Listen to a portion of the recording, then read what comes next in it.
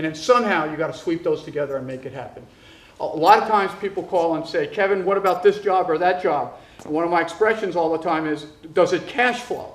And people say, what does that mean? I said, is there enough resource in play, or can there be, so that you can realize your expectations? Because if you can't, rent, don't buy a house, because you're not going to be there very long. Because if you get into it, that's what bad jobs are. Bad jobs are when they don't cash flow. Resource acquisition is a very big part of intercollegiate athletics. It's a very big part of sport. You've got to be able to put together the resource package that's commensurate with the expectation. The last one, facilities. Great opportunity today. Again, I've already told you, kids are so savvy. They're so sophisticated. It's incredible. They've got the ability to take those official visits and compare and contrast. And I mean, it's amazing. And some of you have been involved in student-athlete recruitment at some level at some point. But the questions I get asked today, like, Dr. White, how many square feet is the Strength and Conditioning Center? And how many strength and conditioning full-time staffers do you have for the sport of X? And how many athletes are in that sport? It's absolutely amazing, because the Toyota dealer is telling you the questions to ask to the Chevy dealer, and the Chevy dealer is telling you the questions to ask to the whatever Subaru dealer. The negative recruiting that goes on is incredible. We are in a very competitive marketplace. Facilities matter. They make a difference. Kids make decisions. They know they have in this generation, they know they have a 4-year window to realize their full potential. And if you're kind of you're behind the facility game, or under facilitied, so to speak, you're in trouble with this generation. This generation will see right through that. So facilities matter. They are important. There are lots been said in the national press about the arms race in facilities. We've been in an arms race for a long time in terms of intercollegiate athletics facilities, and that's not going to stop anytime soon. Even with the downturn in the economy, there's still a zillion projects in play. I talk to my friends at HNTB, HOK. There's lots of stuff going on. We're doing stuff, and we're one of the most conservative places going, meaning Duke. It's amazing. But everybody's in the facilities game. And somebody used the cliche up here, it's not a sprint, but it's a marathon. Facilities is the ultra marathon. It just never, ever, ever stops, and it won't stop. And it's big money. It's huge investment. And in your generation, you're going to have to get, I think, a little bit more creative as to how you're going to finance some of these things, because these things are just, I mean, you have a sense of it. And I think you've talked to did you have Ellery Beckett here earlier today? So you have a sense of what's going on in the marketplace, and it's not slowing down anytime soon. That's my last slide. Let me open it up for questions.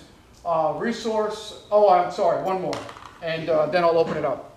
Let me say this to you. In my class, I have, they tease me about it, because these kids have taken this course for a long time, and different generations, and I've used these 2 principles all the way through, at least for the last 2 decades. And I talk about principle 1 is we've segued from being, as I said, a horizontal business, and now we're a vertical business. That's principle 1 in my class.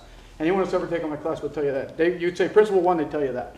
And it was the move from horizontal to vertical. Principle 2 is a very, very corny analogy. So hang on, and this is what I'll stop with. The New York Marathon. Okay, this is principle 2. Principle 2 is our business, to me, likens the New York Marathon. And that there's 27,000 people on a Verrazano Bridge. Anybody run that marathon, or anybody run a marathon? Couple. Okay.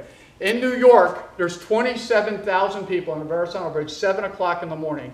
Okay. And when people inhale, you think, and exhale, I mean, it's claustrophobic. You feel like the bridge, you're moving the bridge with people inhaling and exhaling, and you're sandwiched, and you're thinking, oh my God, when they start this race, I'm not going to be able to run one single step. I'm just smothered with people.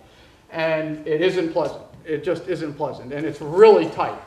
And I can tell you, there's 5 boroughs in New York, and I think about our business. If you do a really good job in managing your career, identifying the very best grouping of opportunities, and maybe then put yourself in a position to win the best opportunity out of that grouping, and you work at a place where they support your upward mobility, and they help you grow. Because there's 2 forms of income, right? There's direct, what a company or an entity or a college can pay at the end of the month, what they can politically and practically pay you. And then indirect is what they can help you do for your career and help you build your career.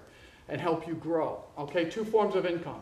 So you go to a place that subscribes to both of those forms of income. You go to the right place, and you put in 3 to 5 years, particularly when you come out of this graduate program, particularly when you come out of this Mercedes-Benz program, the best program in the country. You come out of here, and you give a good 3 to 5 years somewhere, I'm going to tell you, at least in my subsector, in my silo, major, you're not going to apply for another job because people are going to come get you if you did it right. They're going to come get you for that second job and the third job, the fourth job, and the fifth job. And if you didn't do it right, and you'll know, because you'll be applying for jobs, and you'll be applying for a lot of jobs, and you'll be a lot less successful. And so the New York Marathon, for me, is getting off the Verrazano and getting your butt to Brooklyn. And to get to Brooklyn very smartly and get yourself there in a way that kind of distinguishes you from everybody else that's doing what you're doing. Get yourself to Brooklyn. And if you do a good job getting to Brooklyn and you do distinguish yourself, you won't apply for another job. People will come and recruit you. They'll recruit you to the Bronx. You won't have to worry about getting to the Bronx. They'll recruit you to the Bronx. But that's how I see our profession. What you've done, you put yourself in position A coming out of this program.